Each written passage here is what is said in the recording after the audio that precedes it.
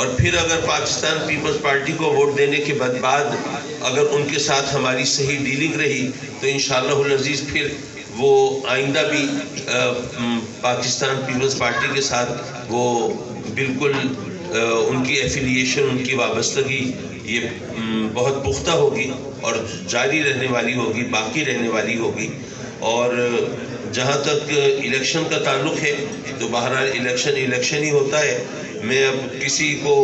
برا بھلا نہیں کہتا اور کسی کو برا بھلا کہنے کا فائدہ ہی نہیں، وہ اس لیے کہ ریس میں جیتنے کے دو طریقے ہوتے ہیں، یا تو آپ تیز دوڑیں اور جیت جائیں، یا دوسرا جو آگے نکلنے لگے اسے اڑنگی ماریں تو جیت جائیں۔ تو یہاں پہ اب کوئی آگے نکلنے والا نظر نہیں آ رہا، تو اڑنگی مارنے کی بھی کوئی صورت نہیں بن رہی۔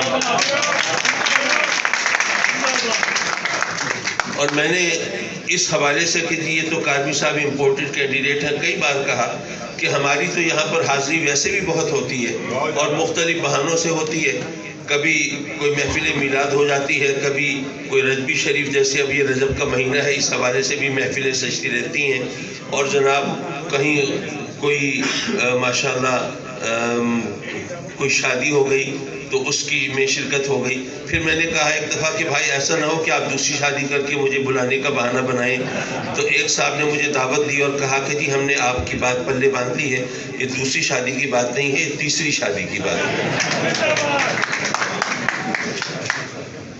یہ خواتین و حضرات، میں آپ سب کا بہت شکر گزار۔ دراصل ورکرز کنونشن میں ظاہر ہے کہ ہر شخص اور ہر ورکر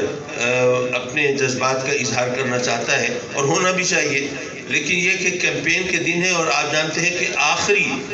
10-11 دن رہ گئے ہیں۔ اب اس وقت اگر ہم یہ اس قسم کے صرف اپنے کارکنوں کو وقت دیتے رہیں گے تو کارکن تو پہلے ہی ہمارے ہیں، تو وہ جو ہمارے نہیں ہیں ان کو اپنانے کا وقت ہم پھر مس کریں گے۔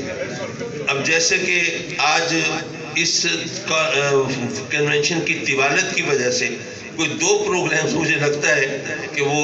ان کی منتیں اور سماجتیں کرنی پڑیں گی اور ان کو راضی کرنے کے لیے کوئی کوشش کرنی پڑے گی، لیکن بہرحال یہ میں آپ کے خلوص اور آپ کی محبت کو یہ ہدیہ تبریک پیش کرتا ہوں۔ یہ ظاہر ہے کہ آپ نے یہ محفل میرے لیے سجائی نا، ورنہ آپ کے اپنے معاملات تو اللہ کے فضل و کرم سے چل ہی رہے تھے، تو اس کے لیے میں ہدیہ تبریک پیش کرتا ہوں اور اللہ کی ذات سے امید رکھتا ہوں کہ اس کا کرم ہمارے شامل حال ہوگا اور کامیابی ہمارے قدم چومے گی۔ اور اس کے بعد پھر ہم نے بھی تہیہ کیا ہے کہ ہم یہاں کے دوستوں کو کسی محرومی کا شکار نہیں